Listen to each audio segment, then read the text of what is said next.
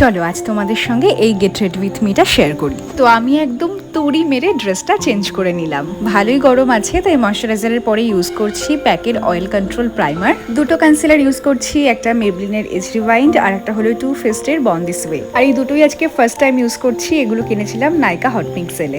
এনভাইবের এই ব্লাশটা তোমরা আমাকে অনেক ইউজ করতে দেখেছো, এটা খুব ন্যাচারাল ফিনিশ দেয়। আইব্রোসটা আজকে খুব একটা ভালো হয়নি কারণ প্লাক করা নেই, স্টিল চেষ্টা করছি ম্যানেজ করার।